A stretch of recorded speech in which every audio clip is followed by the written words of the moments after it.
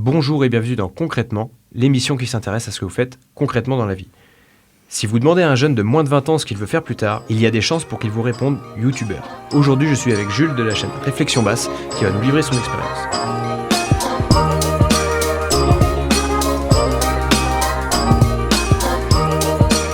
Si l'émission Qui est l'imposteur de Squeezie est l'un des formats les plus cultes de l'histoire du YouTube français, eh bien c'est aussi une des rares émissions qui met en scène des professionnels, des métiers, des savoir-faire et donc en fait qui parle du travail. Ok, est-ce que tu peux me décrire une journée typique de travail là, à toi? Super ça, super. Avec d'un côté son jury et de l'autre ses candidats, le dispositif de l'émission est d'ailleurs exactement le même que celui d'un entretien d'embauche classique. Moi il me plaît, je t'engage. Moi j'ai pas compris. Vas-y, tu peux recommencer. Et finalement, l'émission aborde assez frontalement les questions d'apparence, de compétences, de sélection et même de discrimination. Vous vous rendez compte de ce que vous dites? Vous vous rendez compte de ça, le cliché? Jules, merci. Est-ce que tu peux livrer un petit peu rapidement ton parcours, tes diplômes, rapidement ton parcours pro et comment tu t'es dit je vais me lancer sur YouTube, je vais me montrer aux yeux du monde? En gros, moi, à la base, quand j'étais jeune, je voulais être journaliste. Ouais. Du coup, je suis allé à Sciences Po Rennes et en sortant, j'ai fait un master de cinéma documentaire. Un master de cinéma documentaire avec une partie très technique pour apprendre à utiliser une caméra, un micro, ce genre de choses. La voie royale. Pour être journaliste, hein, là, en plein dedans. Et en fait, pour être journaliste, il faut faire une école de journalisme. Et ça, j'avais pas forcément capté. Et en fait, c'est assez fermé, c'est assez... faut vraiment faire, il y a un nombre limité de 7 écoles, je crois. Ouais. Il faut avoir fait une de celles-là pour après... Il faut ou c'est mieux? C'est quasi impératif. Ah oui, carrément. Ouais. Et sinon, c'est très compliqué d'être autodidacte et de débarquer. En gros, si tu veux avoir un taf dans une rédaction, faut passer par cette voie-là, quoi. Donc c'est mort pour moi, quoi. Ou alors faut faire une école de journalisme. Non, mais évidemment, du coup, aujourd'hui, il y a 1000 autres manières de se raccrocher à ce train-là. Et du coup, moi, une de celles ce que je kiffais bien, c'était la vidéo. Depuis, j'ai toujours fait des vidéos de vacances, des vidéos de skate. Donc voilà, j'ai toujours kiffé ça. Et en fait, j'ai dû faire un stage et j'ai fait ce stage dans une boîte qui faisait donc de la création de contenu en réalité virtuelle. Du coup, c'était autour de 2017-2018, au moment où il y a eu un peu le boom des casques Oculus et de ce genre de choses. Et c'était un peu la mode pour les entreprises de vouloir avoir une expérience réalité virtuelle sur les salons pour communiquer, ou même dépenser leur budget formation là-dedans parce que ils cherchaient un peu toujours des innovations pour dépenser leur budget. Et du coup, c'était le moment où ça a explosé. Moi, j'ai bossé là-dedans, ça m'a beaucoup formé sur la partie technique parce qu'en fait, on faisait à la fois de la prise de vue 360, mais aussi de la 3D et tout. Enfin, hyper complet, quoi. Ouais, techniquement, Formation j'ai bouffé technique, pas mal de trucs. Du coup, ça m'a donné pas mal la partie confiance, tu vois, d'aller filmer des trucs. Tu vois, j'allais filmer, par exemple, typiquement, on allait filmer dans des usines, par exemple, on a bossé pour, je sais pas, une grande boîte de sucre. Ouais. Et du coup, faire une espèce d'expérience dans les différentes usines, comment ils font le sucre avec la betterave dans le nord, avec le sirop de glucose en Alsace, avec le blé et tout ça. Et du coup, après, pour que le reste des salariés des grands groupes dans les bureaux, ils sachent à quoi ressemblent les usines pour lesquelles ils bossent, oui, sans forcément avoir mis les pieds dedans et tout. Oui, d'accord, okay. C'était ce genre de truc. Mais du coup, moi, ça m'a quand même permis de devoir prendre le train, aller dans une usine, passer la journée là-bas, des fois tout seul, pour filmer tout. Bon, c'était hyper organisé à l'avance, hein, mais du coup, pour filmer les trucs, prendre les images moi-même, après les monter, foutre ça dans un casque de réalité virtuelle, montrer ça aux clients, avoir des clients qui sont pas contents parce qu'en fait, ils pensaient que ça serait mieux ou moins bien ou je sais pas quoi. Et du coup, ça donne quand même une certaine expérience de confiance en la technique, quoi. Ouais, je vois. Vas-y, je suis capable de faire une image, je suis capable d'enregistrer du son. Des fois, c'est bien, des fois, c'est pas bien. Et puis, avec l'expérience, tu sais ce qui va faire que tu te foires ou pas. Stage. Du coup, j'ai eu cette expérience-là, stage qui s'est transformé en CDI, puis après, j'y suis resté quelques années. Donc, tu fais ça pendant plusieurs années, donc tu t'aguerris sur la partie technique, on va dire, et après, qu'est-ce qui se passe? Pourquoi, comment t'en es venu à YouTube? Bah, en fait, il y a un moment où j'en avais marre de ce taf parce que je voulais retourner vers un truc où j'avais la main sur l'éditorial. En gros, là, je faisais... C'était une petite main... Là, je faisais du discours de marque, tu vois. Je faisais soit de la communication, de la pub, soit de la formation, mais du coup, ça reste le discours de la marque, etc. Je pense que... Et du coup, comme je t'ai dit, moi, à la base, j'avais envie de... C'était un peu les trucs autour du journalisme qui me parlaient. Et du coup, il y a un moment, j'en ai vraiment eu marre. Et puis, j'avais pas mal de contradictions avec les types de clients avec qui on bossait, comment ça se passait en termes de... Enfin, bref, il y avait... Sans forcément que je mette des mots là-dessus, mais il y avait quand même pas mal de malaise sur personnel, ce que c'était ce travail. Oui. Des choses qui se passaient, des choses qui peuvent arriver souvent. Pas d'accord. Des choses qui peuvent arriver souvent, ça. On est pas en accord soi-même avec les valeurs de l'entreprise et les je sais pas si tu fais ça par exemple chez Total et que t'es un peu, clairement entreprise qui pollue, etc. Toi, si on te demande d'aller filmer une raffinerie, etc., tu vas peut-être apprendre des trucs, ça va peut-être être intéressant, mais c'est pas pour les bonnes raisons au final, quoi. Il y avait clairement de cette dissonance cognitive un peu dans le quotidien. C'est le mot que je cherchais, merci. Mais en plus de ça, il y avait aussi des choses sur l'organisation et les conditions de travail qui me semblaient cheloues. Mais en même temps, c'était une première expérience. Quand t'es jeune, tu prends... Il y a un moment, tu es là pour aussi gagner ta thune, donc tu fais pas forcément attention à tout. Mais bref, il y a un moment où je me suis dit que ça faisait à peu près 5 ans, et du coup, c'était mon premier taf et tout ça, je me suis dit que j'avais envie de changer. Je savais pas exactement quoi faire et tout. Il se trouve que j'ai annoncé que je voulais partir avec une rupture co et que j'étais prêt à rester un petit temps pour être sûr d'avoir une rupture co et du temps pour moi. Il se trouve que je me suis pété la jambe et que du coup, assez vénère, du coup, j'ai eu quand même 9 mois d'arrêt. Ouais, c'était fracture ouverte et tout, sur la route, un peu vénère. Donc, en fait, j'ai eu du temps pour moi. J'ai eu du temps pour réfléchir et tout. Et du coup, je me suis dit que j'avais pas fait cette putain d'école de journalisme. Et que aujourd'hui, moi, je bouffe du YouTube, du Twitch, du podcast. Enfin, vraiment... Tu consommes du média à fond, quoi. Ouais, je pense que, tu vois, je regarde 2-3 heures de YouTube par jour, tous les jours, tu vois.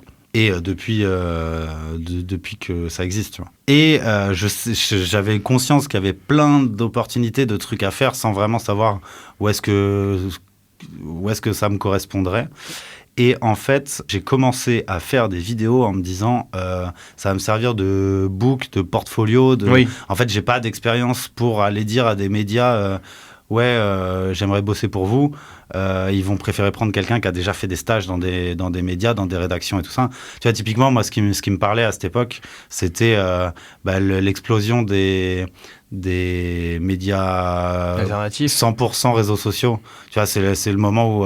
le média brut, ouais, ce genre de truc, tu vois. C'est le moment où il y a ça qui explose. Et du coup, je me dis, c'est trop bien, tu vois, c'est pile de la vidéo, du journalisme et tout ça. Mais du coup, j'ai besoin de... Du coup, je répondais à des offres de taf. J'ai même fait un entretien chez Brut, mais ça l'a pas fait. Je me suis dit, je comprends parce qu'ils prennent des gens qui ont plus le profil. Du coup, je vais me créer le profil, tu vois. Et en plus, vu que je pense que j'aimerais bien faire des trucs qui n'existent pas encore, aussi être un peu force de proposition, dire on pourrait faire un truc comme ci, comme ça. Du coup, je me suis dit, vas-y, je vais faire des trucs moi. Comme ça, je pourrais les montrer et dire, moi, j'aimerais bien faire ce genre de truc, ce genre de programme et tout. Et puis, du coup, de pouvoir aller toquer à la porte de... Enfin voilà, que ça me serve de portfolio, quoi, comme on dit. Et du coup, j'ai commencé à faire ça. J'ai fait différents trucs. J'ai fait des trucs en mode... vu que j'étais quand même dans le plâtre, j'ai fait des trucs en mode je vais faire des petits zaps un peu actu avec les trucs, des petits formats audio. J'ai testé de faire des petits formats audio, des formats un peu plus longs sur YouTube, des formats... Enfin voilà, bref, j'ai un peu tâtonné plein de trucs.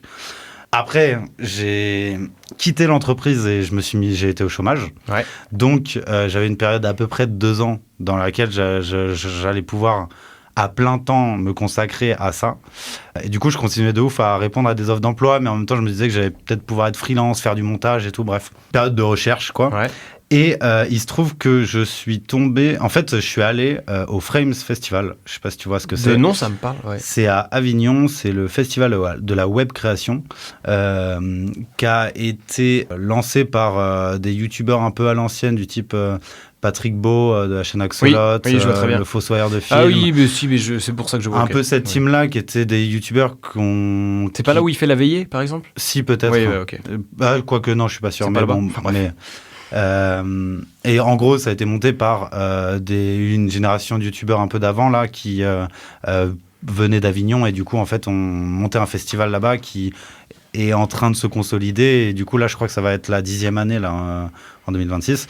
Et bref, je suis allé là-bas un peu comme ça en touriste pour me dire bah vas-y j'ai du temps un peu en mode veille quoi pour checker ce que c'est et tout. Et en fait c'est un festival, il y a pas mal de gens qui sont sur YouTube qui viennent beaucoup de la vulgarisation. Il y a aussi des gens il y a aussi pas mal de streamers là. Quand j'y suis allé c'était un peu le début. Enfin moi je connaissais pas assez peu le stream à ce moment-là. La vulgarisation, je précise, des gens qui connaissent très bien un sujet et qui essaient de le rendre. Ouais, vulgarisation, c'est les gens qui parlent digeste pour la plupart des gens, on va dire. Les gens qui parlent de trucs un peu sérieux, un peu chiants, quoi. Ouais, ouais. Mais du coup, avec la volonté d'essayer de rendre ça un peu fun, mais globalement, c'est les sujets un peu chiants, quoi. En général, on oppose ça au divertissement, quoi. Quand sur YouTube, après, il y a différentes catégories, on pourra en reparler un peu plus tard quand on rentrera dans ce détail-là. Dur, mais... ouais. Du coup, pour faire vite, je suis allé à ce festival, je me suis dit, putain, les gens, ils ont l'air... l'environnement, les gens et tout, les discussions que j'avais, ça me correspondait 1000 fois plus que le taf que j'avais avant et les incubateurs de start-up et tout ça. Ils ont annoncé qu'ils ouvraient une résidence d'écriture pour les projets émergents. Du coup, je suis rentré, j'ai fait un dossier, j'ai fait un pitch vidéo et tout et j'ai dit, vas-y, je serais très chaude. J'ai cherché dans mon drive, j'ai un peu fait le tour de toutes mes idées que j'avais en stock et je me suis dit tiens j'ai un truc, j'ai fait un dossier autour de ça et du coup j'ai été pris et c'est je pense un peu le truc qui a été le premier déclencheur parce que il y a quelqu'un qui à un moment a dit vas-y ton idée elle vaut le coup tu vois. En mode, vas-y, viens pendant une semaine. Du coup, une résidence, comment ça se passe? C'était, tu vas à Avignon pendant une semaine. On était 8 créateurs, créatrices, avec des profils assez divers. Donc, le truc, c'était juste, tout le monde devait être émergent. Mais du coup, tu avais des gens qui étaient un peu comédiens, il y avait des gens qui faisaient de l'humour, il y avait des gens qui faisaient de la fiction, il y avait des gens qui faisaient des chroniques, il y avait une meuf qui voulait faire un court-métrage, de fiction. Tu avais vraiment différents profils. Et du coup, moi, là-dedans, je me ramenais avec un projet de chaîne YouTube un peu chronique de sujets de société en mode, je crois qu'à l'époque je voulais appeler ça tout est politique, en mode pour dire essayer de traiter un peu les trucs du quotidien qui sont pas forcément politisés. Tu vois, l'idée c'était pas forcément de parler de la viande ou de l'avion, tu vois, les trucs où on entend parler tout le temps, mais plutôt tu vois, j'avais commencé à bosser sur la question de savoir nager. En quoi savoir nager c'est politique, en quoi, et d'ailleurs c'est un sujet sur lequel je vais continuer à bosser l'année qui vient, sur la cigarette, les trucs, enfin voilà, tu vois, des sujets qui à première vue comme ça sont pas des sujets polémiques ou politiques et chargés de symbolique et de débat et de trucs comme ça. Et du coup, bon, l'idée c'est pas de ramener de l'affrontement et du clash dans des sujets qui n'en ont pas, mais c'est plus de se poser la question un peu de nos pratiques et tout, et du coup se questionner soi-même en fait. Ouais, c'est ça. Est-ce que ce que je pense être naturel que je fais au quotidien, finalement, est-ce que ça a une signification plus lourde derrière, en fait, si je comprends la démarche, quoi. Ouais, c'est ça, et puis c'est ça. Ce que tu fais aujourd'hui, quoi. Donc tu fais cette résidence et du coup c'est parti. Tu vas te dire, je vais poster des vidéos sur YouTube, je vais me montrer face cam, faire mes premières vidéos et je me fous à poil, quoi, littéralement, quoi. Ouais, ça a pris un petit peu de temps quand même après, mais globalement c'est à peu près ça. Vu que je tâtonnais beaucoup, il y a eu quasiment 1 an entre la fin de la résidence et le moment où j'ai publié la première vidéo. Parce que j'étais au chômage, j'avais un peu de temps et puis que je te raconte ça maintenant avec le regard de maintenant, mais je t'avoue que mes journées, elles étaient aussi ponctuées par beaucoup de recherches de taf normal, je faisais aussi des tests, tu vois, je te disais, je voulais faire un peu de portfolio, du coup je continuais à faire un peu d'autres projets, je faisais aussi pas mal de démarchage parce que je me disais que potentiellement j'avais une autre entreprise, donc je pouvais faire du freelance, essayer de trouver du taf en montage, en machin, enfin bref, j'étais quand même pas convaincu de ouf direct, tu vois. Ouais, je comprends totalement. Mais du coup, ouais, en fait, ce qui a été très cool, c'est que ça m'a permis en fait de rencontrer des gens qui faisaient ce taf-là et de devenir un peu pote avec des gens qui faisaient ça.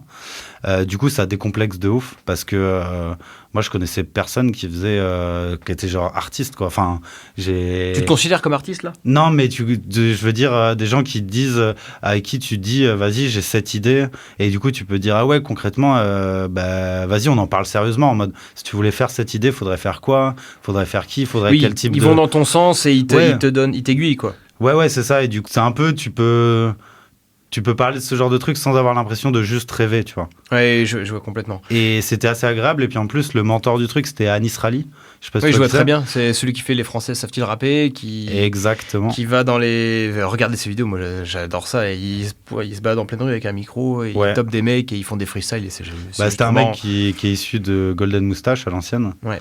Et du coup, c'était très cool aussi d'avoir quelqu'un qui croit en des toi. Des mentors. Et du coup, c'est ça. Et lui, si tu veux, il nous avait sélectionné et tout. Donc tu dis, ah, vas-y, c'est cool. Et après, il t'explique un peu ce qu'il a kiffé dans ton profil, ton machin et tout. Du coup, tu as quand même une espèce de petite validation qui te fait, à partir de ce moment-là, je me suis dit, je peux plus en trop vrai, reculer. Il y a des gens qui ont sélectionné mon truc, qui m'ont fait inviter pour taffer sur mon idée et tout. Il y a un moment, il faut qu'elle sorte, pas juste par respect pour le truc. Faut que Vas-y, faut à un moment, la chaîne YouTube, elle existe, faut que je publie une putain de vidéo au moins. J'ai commencé donc à publier le 31 décembre 2023, première vidéo sur la cigarette. Et je sais plus, voilà, c'était ça ta question, c'était où est-ce que t'en es arrivé à... Comment t'en es venu là? C'est en gros, pour résumer, des métiers, un parcours pro un peu média, finalement l'envie de faire quelque chose qui te ressemblait plus. T'as eu l'opportunité d'aller chercher quand même le truc, mais t'as eu l'opportunité. Les gens ont cru en toi et tu t'es dit, je peux plus faire marche arrière, maintenant je me lance. Ouais, je résume, ultra résumé, mais globalement c'est ça. Globalement c'est ça, ouais. Donc quand on est créateur de contenu sur YouTube, ça suscite énormément de fantasmes. C'est aussi pour ça que je fais cette émission. C'est vraiment pour aller plus loin que les clichés, en fait. Les gens pensent que t'es peut-être blindé, déjà, j'en sais rien. Déjà, t'es pas salarié. Donc comment tu gagnes ta vie quand t'es tout seul? Au début, tu t'es mis donc au chômage. Ouais. T'avais le droit au chômage. Il y a encore droit, peut-être, c'est Non. peut-être fini. T'as eu droit à 2 ans de chômage, donc t'as eu le temps de créer des vidéos. Donc t'étais pas salarié. Comment t'as fait pour avoir des revenus? T'as vécu que du Pôle emploi pendant un temps et 100% chômage. 100% chômage. S'il n'y avait pas eu le chômage... T'aurais pas pu faire ça. Bah ou alors pas mais aussi consciencieusement. 80% des gens qui font ce type de taf, de vidéos et tout le monde commence au chômage. Ouais, Enfin, sinon quasiment tout le monde. Sinon, c'est important ce que tu dis. Alors, ça veut dire que sinon t'as pas le temps, j'imagine, pour faire quelque chose de C'est qualitatif. impossible d'avoir du temps à consacrer à ce genre de conneries si t'as pas... ou alors faut être ultra blindé, quoi. Oui, voilà. Non, mais c'est exactement là où je voulais en venir. Non, mais en gros, le truc, c'est qu'il faut un temps, et puis encore, le chômage, ça peut être 1000 réalités différentes, le chômage. C'est-à-dire que... je pense que de moins en moins, les gens qui sont au chômage vont avoir du temps pour eux, parce qu'on va de plus en plus fliquer sur la reprise d'emploi, etc. Ça va aussi être des durées plus courtes et tout ça. Mais il se trouve quand même que, je pense, le chômage est quand même un facilitateur de la création d'entreprises et d'activités entrepreneuriales en tout genre. Mais tout. Mais même, je vois Benoît Saint-Denis, combattant MMA, il a dit il a pu atteindre ce niveau grâce au système français. Il disait il a pu avoir, je crois, 1 an et demi, 2 ans, pareil, où il s'est entraîné comme un malade et il a pu atteindre un niveau sportif très haut. Enfin, c'est-à-dire, ça concerne tout le monde. Ouais. Si vous avez besoin de temps pour vous lancer dans le projet, mettez-vous au chômage. Enfin, mettez-vous au chômage dans la mesure du possible. Hein. Non, mais oui, voilà. Et du coup, après, a priori, c'est à ça que ça sert aussi. Ça sert à se former, à se reconvertir, etc. Mais du coup, c'est un peu une case départ. C'est pas non plus... c'est pas une fin en soi. Voilà. Et du coup, il a fallu trouver de la thune. Non, c'est pas la thune qui t'intéresse. La thune, c'est pas tout de suite le sujet, mais en gros, pour te lancer, t'as besoin de temps et d'un minimum pour vivre. Pour faire simple, toi, dans ton cas, t'es pas salarié ou quoi, donc faut créer une entreprise, faut se mettre auto-entrepreneur pour pouvoir toucher de l'argent éventuellement déjà. Tu peux créer une entreprise, mais tu peux te faire rémunérer en perso. Mais en fait, créer une entreprise, ça sert à avoir de l'argent. À ce moment-là, il y avait 0 argent. C'est-à-dire que moi, j'avais mes sous perso. J'avais une cam que j'avais empruntée à un pote Enfin, genre un réflexe, quoi. J'avais pris le réflexe d'un pote. Je m'étais acheté un petit micro à peu près à 100 balles, un micro USB, là, les trucs que tout le monde a quand il commence, les Yeti. Ouais.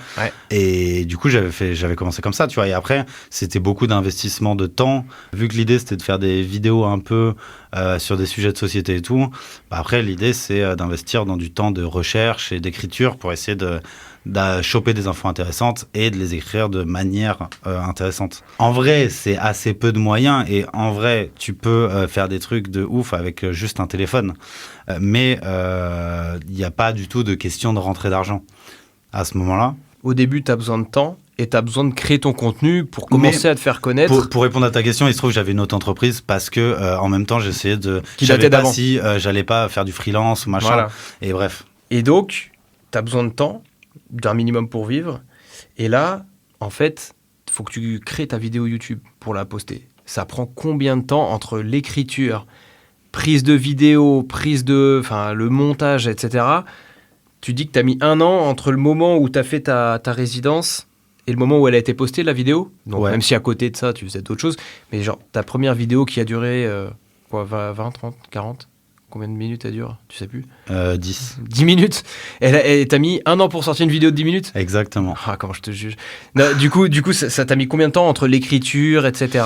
Et En fait, surtout, tu es livré à toi-même, entre guillemets, livré à toi-même.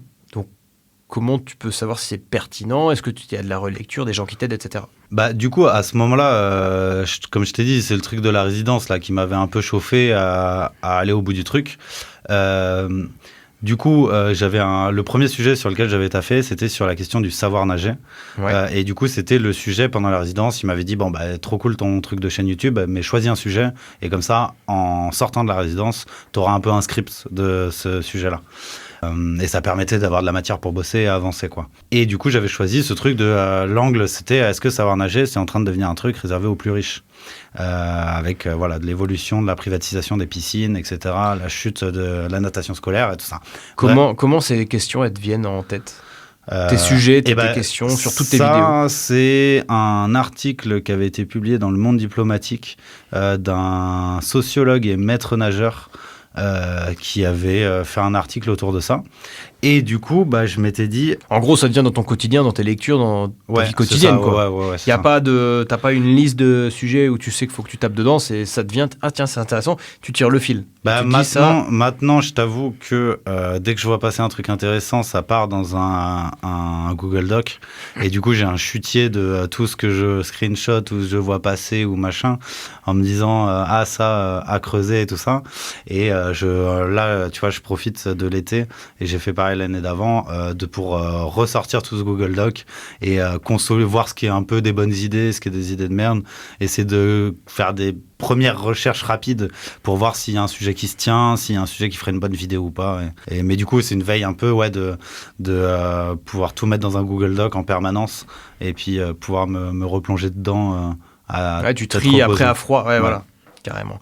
Donc en fait, création d'une vidéo, un thème qui te vient à l'esprit par ton expérience. En gros, pour répondre à ta question de tout à l'heure, si tu veux, ce truc-là sur le savoir nager que j'ai bossé à la résidence, en fait, j'ai passé 1 an à tordre ce sujet dans tous les sens parce que je savais pas quel allait être le format de la chaîne YouTube. Je savais pas si je voulais faire vraiment que des interviews, que des trucs de chez moi, enfin bref. Ouais. Et du coup, en fait, je l'ai un peu retourné dans tous les sens. J'ai testé de la faire un peu de plein de manières différentes. Et il y avait le fait de m'être fait des potes à la résidence, et ben je pouvais leur envoyer et dire vas-y, vous en pensez quoi?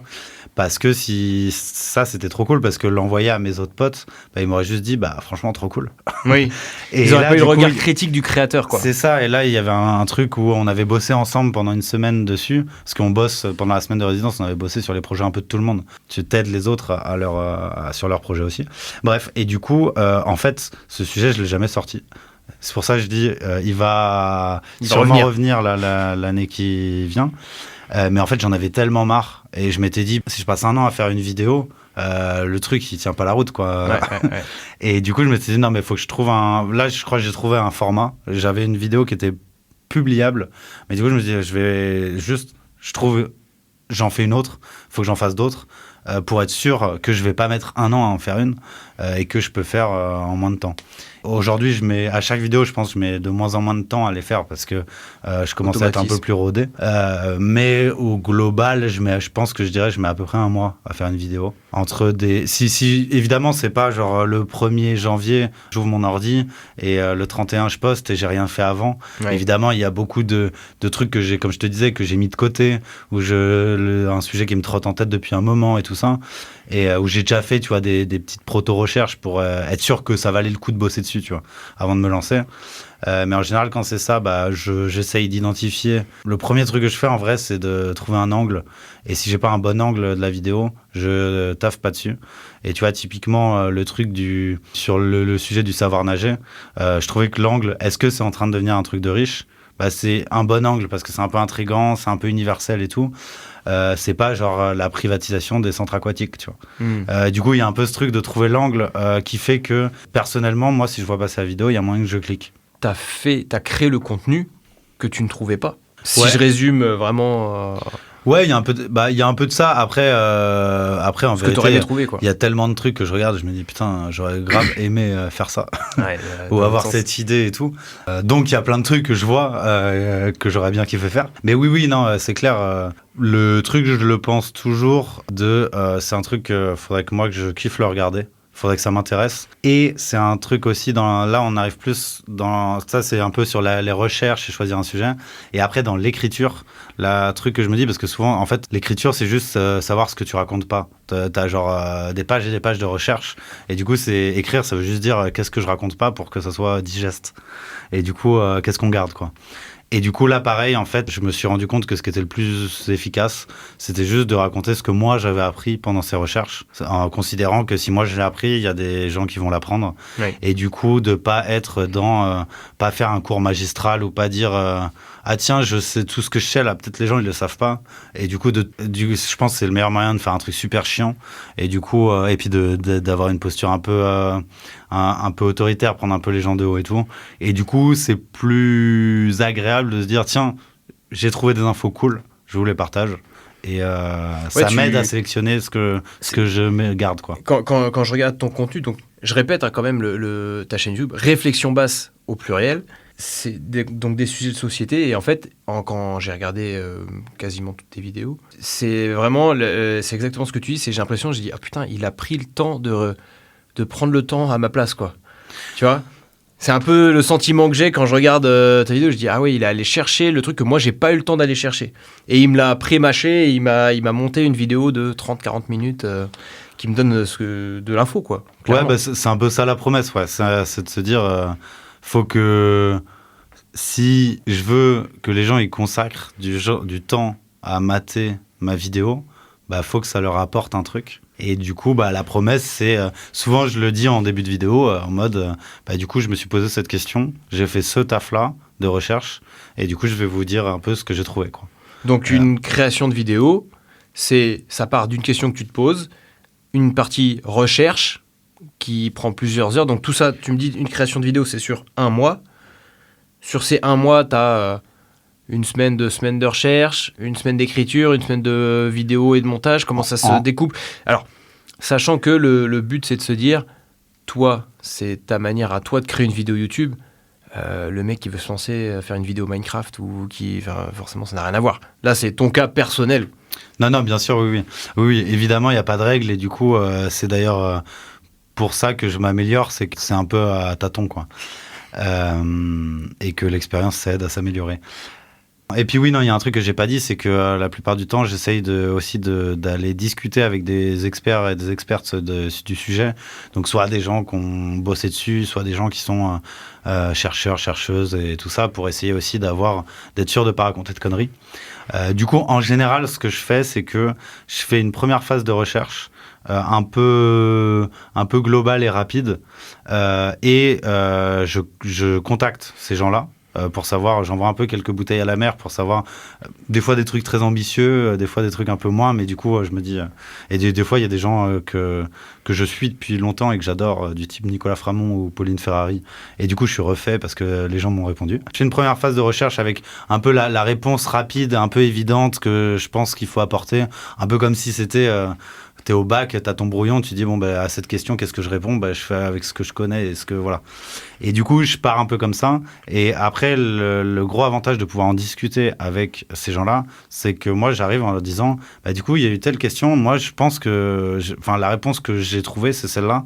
Est-ce que tu es d'accord, pas d'accord, on affine ensemble, et puis du coup, comme ça, on va plus dans le détail. Et en fait, ça me permet de confronter ce truc-là à des gens qui savent mieux que moi et qui ont bossé le sujet. Et du coup, parfois, je garde pas mal d'extraits de ces entretiens-là. Parfois, non. Ça dépend aussi si les gens sont des bons clients, tu vois, s'ils parlent bien, s'ils sont un peu marrants, s'ils sont agréables à écouter ou pas.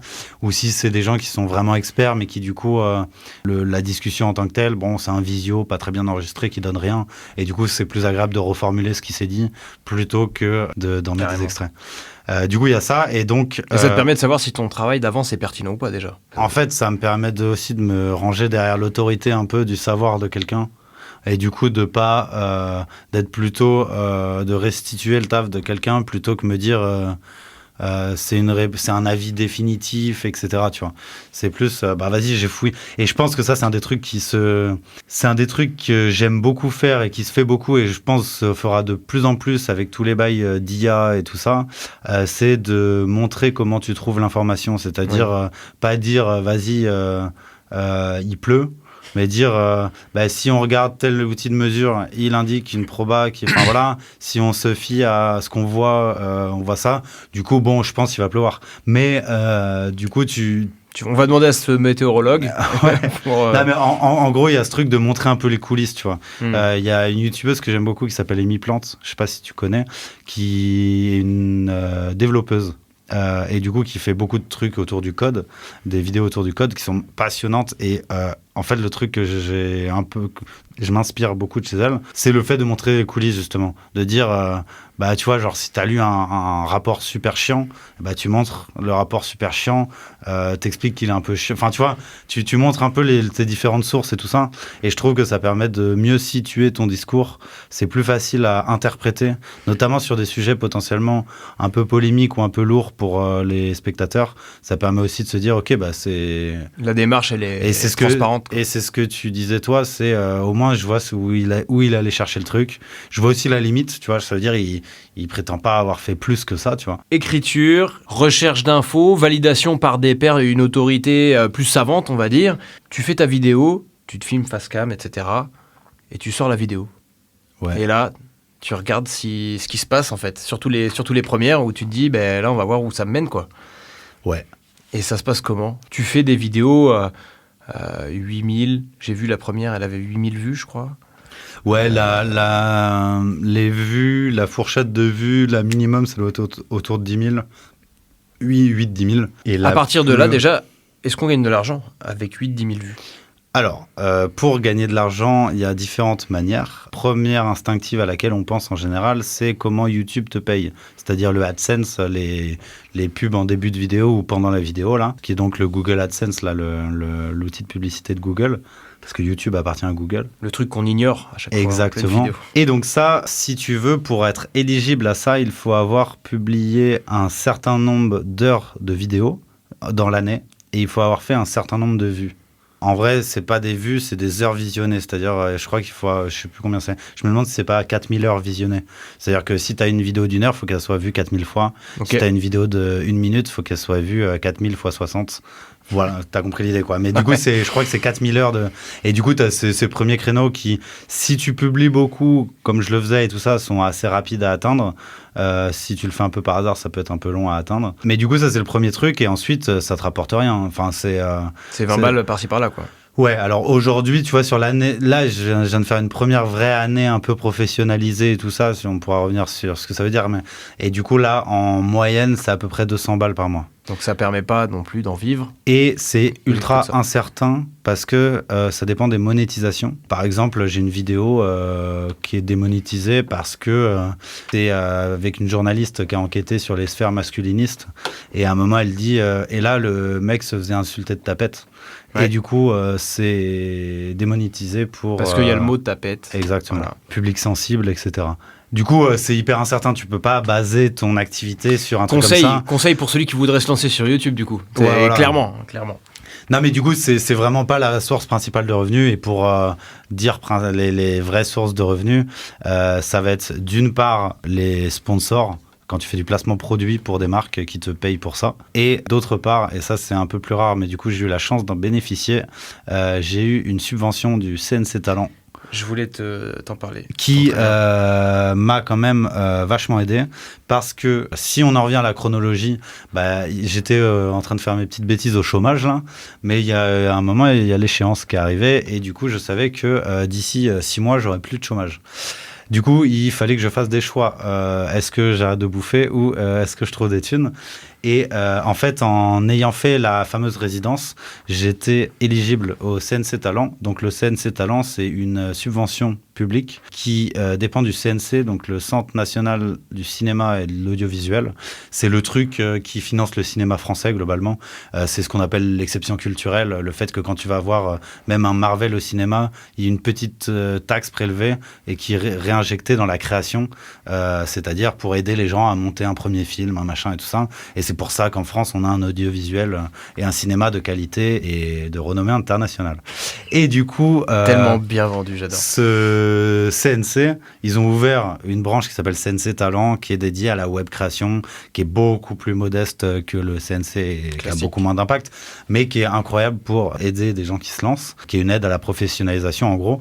Et du coup, moi, je me disais, mon chômage, il va s'arrêter. Soit je retrouve un taf, soit j'ai cette aide. Et du coup, en fait, j'ai pas voulu postuler tout seul parce que c'est quand même assez technique de postuler, parce qu'en gros, il faut envoyer un vrai budget sur un projet, un budget qui contient, sur lequel tu te payes en note d'auteur quand tu fais ta partie écriture avec les bonnes cotisations, ou tu te payes en réalisateur quand tu te filmes, etc. Ou aussi tu te payes pour ton image que si tu diffuses ta tête. Enfin, c'est quand même ultra complexe de solo t'inventer le talent de pouvoir de construire un tel budget, et en plus le construire d'une manière qui va être convaincante en se disant faut qu'on finance ce truc là. Du coup c'est super dur de faire tout seul. Donc en fait je me suis rapproché de boîtes de production. En fait j'ai regardé le CNC Talent, c'est public, les gens qui l'ont eu, qui ont eu la bourse.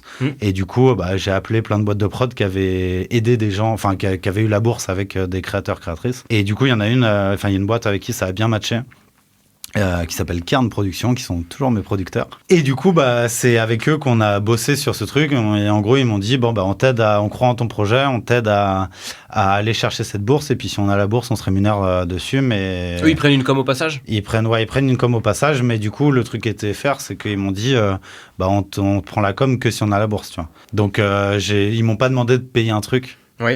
Mais comment ils t'ont aidé après Et du coup, en gros, ils m'ont dit, t'aimerais présenter quoi comme projet ?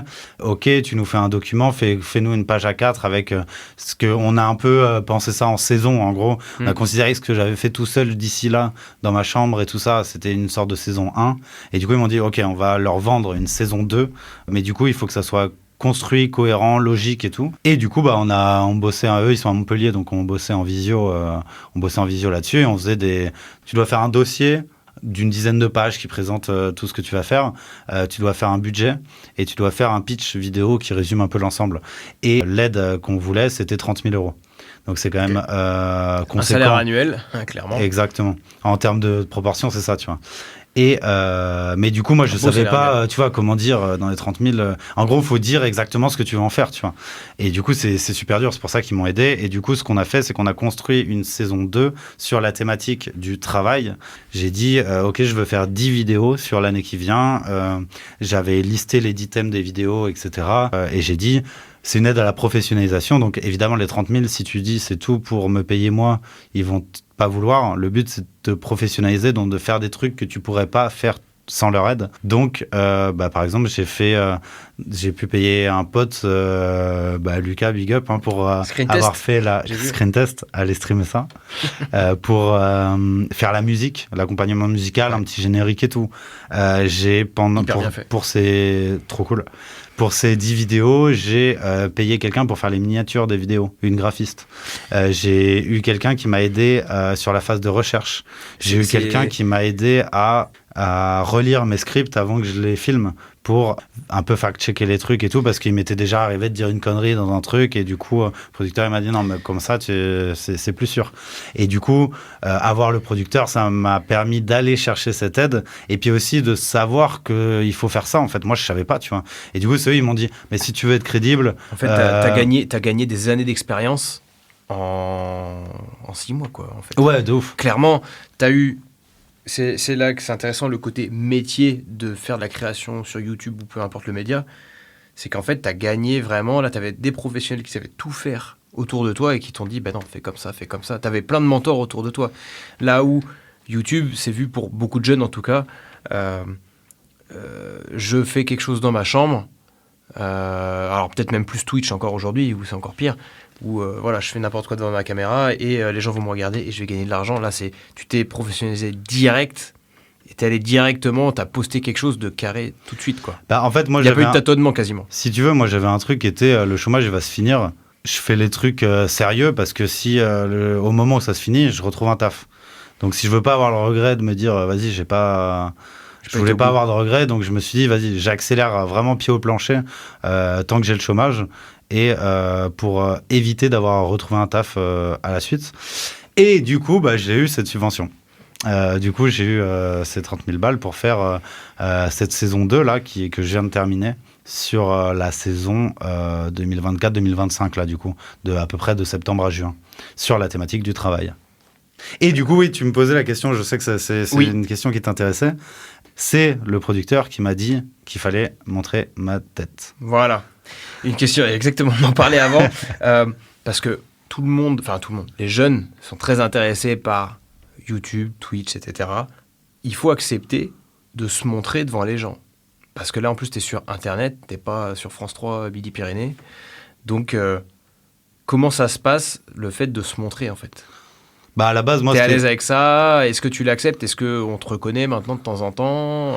Moi, en vrai, à la base, c'était pas le plan. Voilà, pour le contexte, aujourd'hui, ta chaîne a bien démarré et tu arrives à quasiment 25 000 personnes qui te suivent. Ouais, là, à la rentrée... 24 800, 25 000 quasiment. À la rentrée, je vais dépasser les 25 à peu près, ouais. Il faut accepter de se montrer. En fait, à la base, c'était pas du tout le plan. Moi, je voulais faire un truc du type un peu voix off, on se montre pas. Il y a plein de gens qui ont montré que c'était possible de faire des trucs cool sur YouTube en restant anonyme et tout. En plus, comme je te disais, c'était un peu dans un truc un peu portfolio pour trouver du taf. À la base, moi, je me disais toujours que à un moment... Je vais finir un quotidien, quoi. Non, mais plutôt pas un quotidien, mais à la base, moi, je me disais plutôt, je suis pas là pour me mettre en avant, je suis là pour montrer que je sais faire du journalisme un peu maison, Internet, tout ça, mais que potentiellement, j'avais toujours ce truc de... Et je l'ai toujours d'ailleurs, hein. Le truc, c'est si ça s'arrête, j'ai un peu ce truc de, ça me sert de portfolio et de trouver du taf, quoi. Non, et surtout, moi, je suis mal à l'aise avec ça. Jamais je mettais de photos sur Insta, machin et tout. C'est pas du tout un truc que je faisais. Et en fait, la première fois que j'ai dû le faire, c'est pour les pitchs vidéo. Où en fait, quand tu fais un pitch vidéo, c'est juste tu te filmes et tu racontes ton dossier pour candidater ou quoi. Et en fait, c'est la première fois que je me suis retrouvé à me filmer, à m'écouter, à me dire c'est de la merde, je le refais, machin et tout. Je me suis dit, jamais je fais les vidéos comme ça. Ça va être un enfer de réussir à être OK de voir ta tête. C'est de la même manière, cam, tu vois. de la même manière, quand j'ai commencé ce podcast, entendre sa propre voix, se juger soi-même, c'est chelou, ouais. c'est très bizarre. Hein. On s'y fait, hein, mais c'est très bizarre. Donc, pour faire ce métier, on n'est pas obligé de se montrer. Non. Mais ça peut aider, les algorithmes notamment.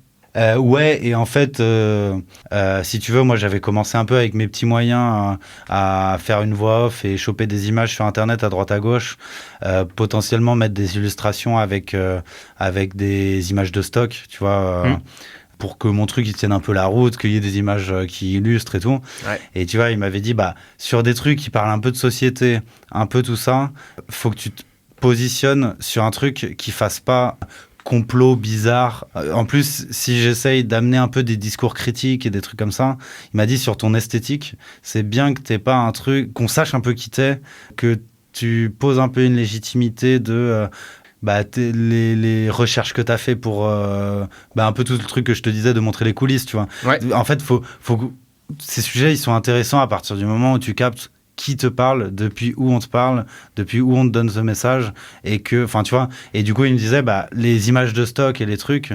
Images libres de droit. Ouais, les images libres de droit et tout, bah, ça peut vite faire truc un peu chelou, on sait pas trop qui c'est, quoi. Pour montrer ma tête, ça a été hyper galère au début. Aujourd'hui, c'est toujours un peu chiant, mais ça va. Et voilà. Et non, on m'a pas reconnu dans la rue. J'ai déjà des potes qui m'ont dit que des gens leur avaient recommandé ma chaîne YouTube. Et du coup, ça m'a fait rigoler. Ça fait plaisir. Ça fait plaisir. Ça fait plaisir. Après, c'est toujours un peu bizarre, mais ça fait plaisir. Ouais, c'est trop cool. La reconnaissance. Donc, pour résumer, créer du contenu sur Internet, créer du contenu sur YouTube, quand même un temps d'écriture de vidéo, quelle qu'elle soit. Même le mec qui fait de la permaculture dans son jardin, il doit écrire un petit peu sa vidéo, j'imagine. Enfin voilà, il y a un temps de prépa, on va dire. Un temps face cam, c'est pas que de la face cam en fait. Le temps face cam, le temps vidéo pur, c'est pas le temps principal finalement de l'activité. Tu veux dire le moment où on se filme ? Voilà, le moment vraiment après, où on est en action. Parce que... Après, je t'avoue, franchement, je pense qu'il n'y a pas de règle et que ça dépend vraiment des gens. T'as des gens qui sont un peu... Par exemple, moi, je suis plutôt un peu introverti. Je parle pas forcément beaucoup et tout. Donc, pour écrire... Enfin, moi, j'ai besoin que le truc il soit méga écrit, tu vois. Ça te rassure. Les gens, ils disent, faites des bullet points, essayez de faire des trucs. En vrai, moi, mes trucs, ils sont quasiment tout écrits parce que... sinon je le refais, quoi. Du coup, à un moment, je préfère... Enfin, bref, je fais comme ça. C'est ta manière à toi, quoi. Ouais, c'est ça. Sinon, j'arrive pas à le faire. Mais je pense que t'as des gens qui sont très à l'aise, qui ont limite une fibre comédienne, et du coup, qui arrivent à être beaucoup, beaucoup plus spontanés sur des trucs, tu vois. Je pense qu'il y a des gens, ils font leurs recherches, ils vont trouver les 2-3 trucs un peu ouf, et du coup, ils vont pouvoir allumer la caméra et dire... direct les trucs, tu vois. Moi, j'ai besoin de tout écrire. Je pense que... Mais voilà. Ça veut aussi dire que toi aussi, dans ton cas particulier, t'as pas tout fait toi tout seul, quoi. C'est-à-dire que en fait, t'as eu quelqu'un qui t'a fait des miniatures, quelqu'un qui t'a fait ton montage aussi. Non, le montage c'est toi. Ah ouais. Taf de fou. Faut aussi maîtriser du logiciel, quoi. Après, le taf de l'ombre de quelqu'un sur YouTube, c'est...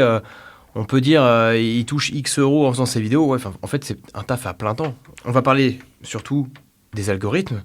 L'algorithme YouTube récompense celui qui publie régulièrement des vidéos. Non. Ah ouais ? Non. Moi, j'ai toujours vu qu'il fallait mettre de manière régulière. Si tu veux, l'algorithme, il change. Moi, aujourd'hui, évidemment, je consomme pas mal de trucs qui essayent de décortiquer tout ça parce que c'est un peu un enjeu pour moi. Mais je saurais pas dire comment c'était avant. Et quand je regardais ça de loin, je pense que j'avais aussi beaucoup d'a priori. Oui. Donc, ce que je vais dire, c'est plus pour ce que c'est actuellement. Et la vérité, c'est que ça bouge en permanence. C'est-à-dire que ça évolue très vite. Il y a très souvent des mises à jour. Alors, des mises à jour structurelles de l'algorithme, il n'y en a pas si souvent que ça.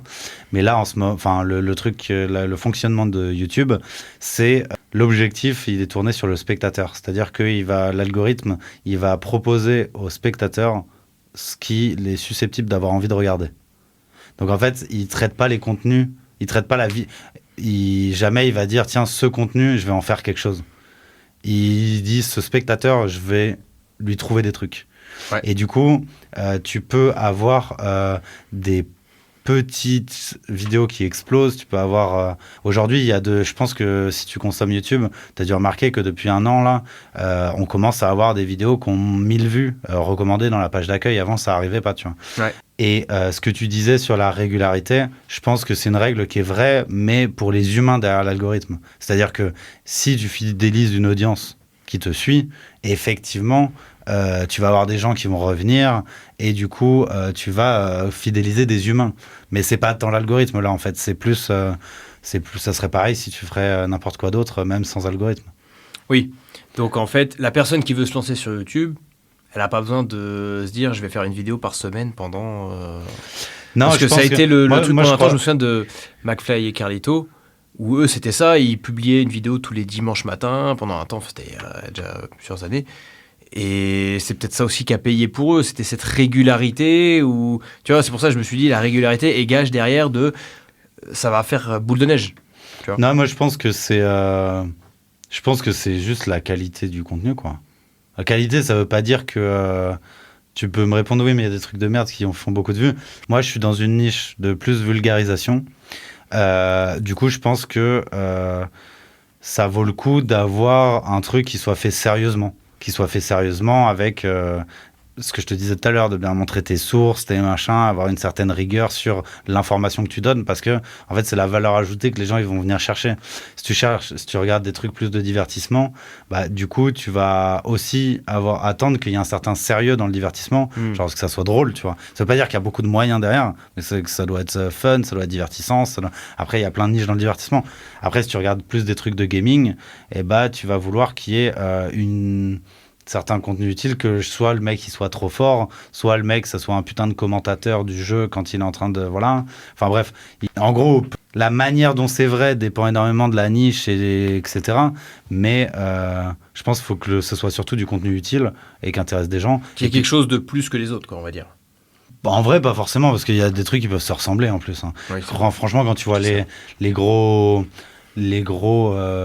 formats divertissement qui sont la tête de gondole du YouTube français, du fit and fun un peu à gros budget, de tous les Squeezie, Maxime Biaggi, GLC, enfin tu vois toutes les vagues actuelles de gros divertissements. Bah, en vérité, tu sais jamais, ça pourrait être sur la chaîne de n'importe qui, tu sais, c'est la même chose, tu vois. Oui. Donc c'est pas tant un truc de se différencier que d'avoir le truc qui tombe aussi au bon moment. Et là, c'est le truc que je vais essayer de m'améliorer là sur l'année à venir. C'est d'essayer aussi de choper les contextes. Parce que tu vois, là, j'avais fait une saison 2 sur le travail où j'avais fait un dossier avec 10 vidéos prévues pour l'année. Il y a des moments où je me suis retrouvé avec des sujets et me dire, bah, franchement, là, c'est pas le meilleur moment pour parler de ça, tu vois, genre. Et du coup, là, je vais essayer de beaucoup mieux organiser ça sur l'année qui vient. Vidéo. Par exemple, je suis en train de lire un bouquin d'une enquête sur le groupe Galileo, qui est le groupe de l'enseignement supérieur privé. Donc en gros, c'est toutes les études supérieures payantes assez chères qui s'inscrivent en alternative à Parcoursup pour les gens qui sont un peu rejetés de Parcoursup, qui sont de plus en plus nombreux et du coup qui sont en fait des boîtes à fric qui sont là pour arnaquer les enfants, les parents, etc. Avec des écoles à 10 000 € l'année dans lesquelles t'as pas vraiment de cours. Et bref, j'ai une journaliste qui a fait une enquête incroyable là-dessus et du coup je me dis ça c'est très bon sujet pour janvier, au moment où ils ouvrent les inscriptions à Parcoursup et qu'il va y avoir un flux de recherche sur ces thématiques là, mais du coup vaut mieux que je la garde pour ce moment-là, tu vois. Enfin bref, c'est juste un exemple comme ça, mais du coup d'essayer de sortir les sujets au moment pertinent pour les sortir et tout, tu vois. Donc on sait déjà le contenu de ta vidéo de janvier, quoi.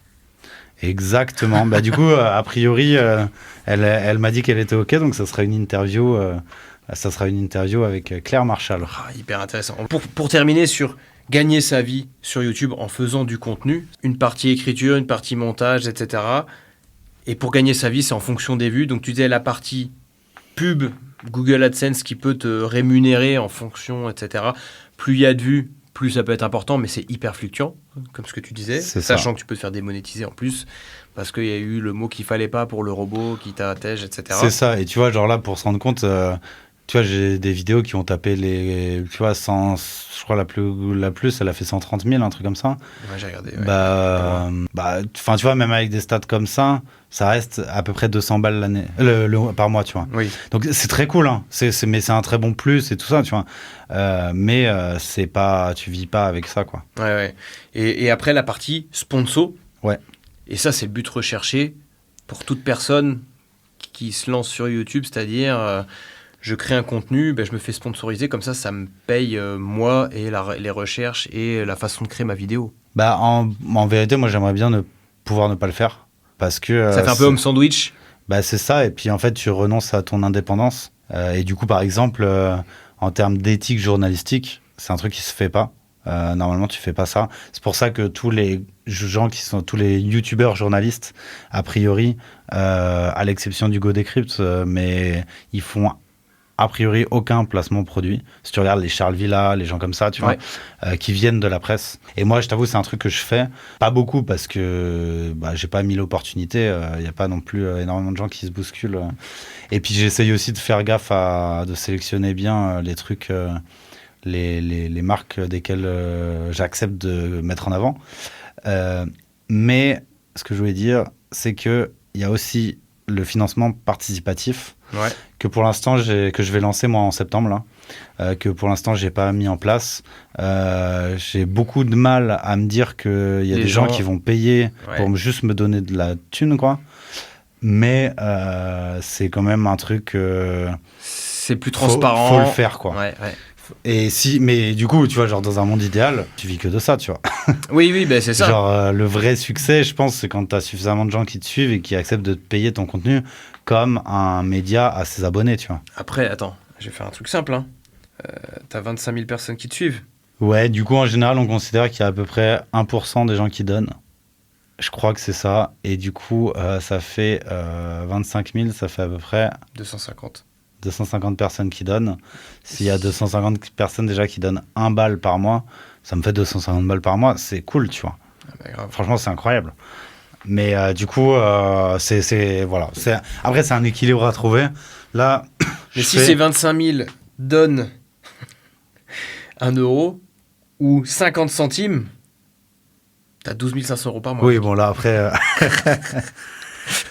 mais non, mais tout ça pour dire que il y a plein de manières de faire du revenu, que les placements produits, moi c'est aussi un truc que j'ai voulu faire parce que je me suis dit c'est quand même un truc central dans le business model de ces métiers-là, et du coup je veux le faire vite parce que si je me rends compte que je suis incapable de le faire et que je suis trop en dissonance cognitive Oui. avec ça, que je puisse le savoir très tôt pour arrêter tout de suite plutôt que de me lancer dans un truc où ça en dépendra trop. Et c'est vrai que pour l'instant je le fais, mais que l'objectif c'est d'arrêter de faire ça, tu vois.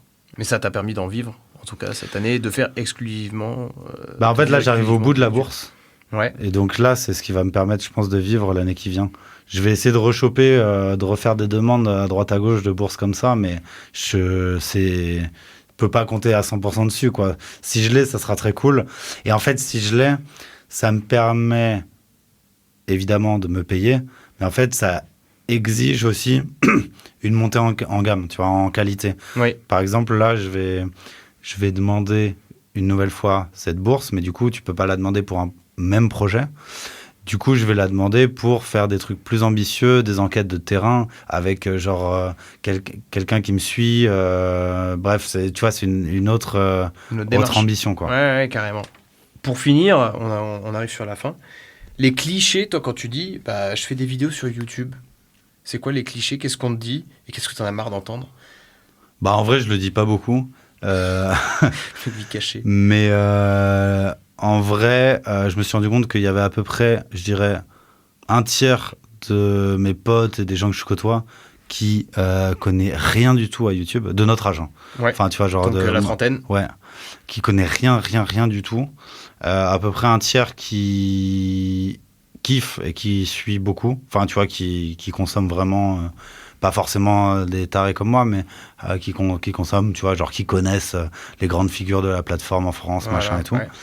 Et à peu près un tiers qui est un peu entre les deux, tu vois, qui pas trop, là. Et Bon, ils c'est te des stats disent, que je sors de mon cul. Hein, mais, Ouais. Et ils mais- te disent quoi, toi, quand tu dis, ben moi, je fais des vidéos sur YouTube, ils disent, ah ouais, ben je sais, j'ai vu, ah c'est transformé, ah tu dois être blindé, ah c'est quoi les clichés du métier, entre guillemets? Bah, en général, j'en parle surtout à mes potes, et du coup, le premier truc, c'est ils disent oh putain, je suis désolé, je suis pas allé voir la dernière. Ah ouais. Ouais, donc c'est plutôt. Du coup, cool, quoi. c'est plutôt ça. Pas plus de clichés que ça, finalement, alors. Bah non, parce qu'en fait, je pense que ça s'est quand même pas mal normalisé. Mine de rien, c'est un des tafs. Le seul truc qui est ultra chelou, c'est que contrairement à ce que je faisais avant et à la majorité des gens, c'est que mon taf, il est public. Donc ça veut dire que la qualité de mon travail, elle est publique. Donc ça veut dire que en soi, tu peux voir ce que j'ai fait, tu vois, cette année. Moi, Ouais. je peux pas aller voir ton taf, tu vois. Ah, je confirme. Toi, t'as accès au deliver de mon taf, tu vois. Et ça te fait. Au début, c'est chelou. Enfin, il y a toujours un truc chelou là-dedans. Il y a toujours un truc un peu de. Tu peux le voir du bon côté, en mode. Du coup, c'est une certaine exigence parce que du coup, tu veux faire un truc que t'assumes et du coup, qui est à la hauteur de la qualité que tu veux mettre et tout. Mais en même temps, il y a un truc un peu angoissant, tu vois. Tu te dis, putain. C'est-à-dire si les gens ils voient si je taffe moins bien, si je machin, les gens ils voient que le jugement des gens en fait, le jugement sur internet. Alors que la vérité les commentaires. la vérité c'est que personne aligne tes vidéos chronologiquement en se disant tiens là c'est marrant on dirait qu'il a pas taffé ces 2 semaines-là ou machin. Personne fait ça, tu vois. Mais t'as toujours le sentiment que c'est public, quoi. Toi, ça devient ma nouvelle question signature maintenant. Vas-y, Pour go finir, la question signature. Question signature, c'est toi, quel métier t'aimerais découvrir dans mon podcast? Qui est bonne inconnu, question. qui gagnerait à être connu, que tout le monde pense connaître. Laisse-moi un petit temps de réflexion histoire de donner une réponse intéressante, mais je pense que moi, je vais te donner une réponse. C'est pas toujours un métier. Des fois, c'est juste une passion, mais c'est le taf de modérateur.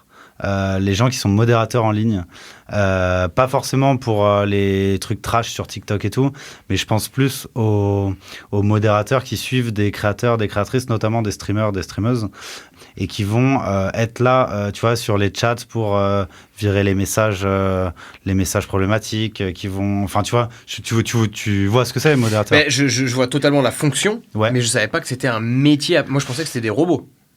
Non, Qui, et du coup, dès qu'il y a une insulte, le robot il tège la personne. bah, dès en que, fait, tu vois. c'est quelque chose qui a énormément émergé avec le streaming, parce que du coup, tu as du live, donc la modération, elle se doit d'être immédiate. Et du coup, le moyen le plus simple pour les streamers et streameuses, c'est de dire, bah, en fait, mes fidèles du chat, je peux vous autoriser à genre masquer des messages des autres gens, tu vois. Si je vois que toi, tu viens mater mes lives tous les jours et que je...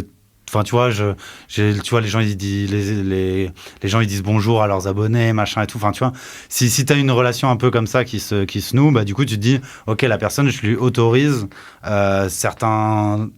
d'être un peu le shérif de mon chat, tu vois. Ouais, carrément. Et du coup, bah, t'as énormément de gradations possibles dans cette proximité après. Et du coup, quand t'es un Squeezie, bah, et que tu fais un événement des gros événements en live, bah, t'as quand même une certaine exigence de, bah, je peux pas juste compter sur la présence de quelqu'un qui est passionné, ou alors si j'exige que la personne soit présente, bah, du coup, faut la payer. Enfin, tu vois, genre. Et puis après, il y a des trucs éthiques et tout. Donc, c'est aussi un taf qui se développe, qui est toujours à mi-chemin entre le truc passion et aussi la posture de fan. Tu vois, le travail du fan qui est quelque chose de méga noble et intéressant, tu vois, genre qui peut être hyper fédérateur, tu vois, genre les fans de foot, les fans d'artistes musicaux ou quoi, qui vont passer du temps, qui vont créer des trucs, qui vont se faire des trucs en groupe de fans, en communauté et tout. Bah, y a des trucs qui peuvent être méga intéressants là-dedans. Et du coup, c'est un peu un taf qui est à mi-chemin, qui est émergent de ouf, et c'est aussi pour ça je trouve c'est intéressant, c'est que c'est un truc émergent. Ouais, carrément. Et Je savais même pas que c'était un métier possible, quoi. Et du coup, ça me ferait marrer. Après, je pense que je sais pas s'il y a beaucoup de gens qui le font encore, et je pense que c'est un truc qui est amené à se développer. On parlait de la REM tout à l'heure. J'y vois plus clair, en tout cas. Merci, Jules. Merci également à tous ceux qui ont permis à cette émission d'exister. N'hésitez pas à vous abonner et partager l'émission si elle vous a plu. Si vous aussi vous souhaitez partager votre expérience, si vous pensez que votre métier est méconnu et qu'il gagnerait à l'être, ou alors que votre quotidien n'a rien à voir avec l'idée que l'on se fait de votre métier, contactez-moi sur mes réseaux.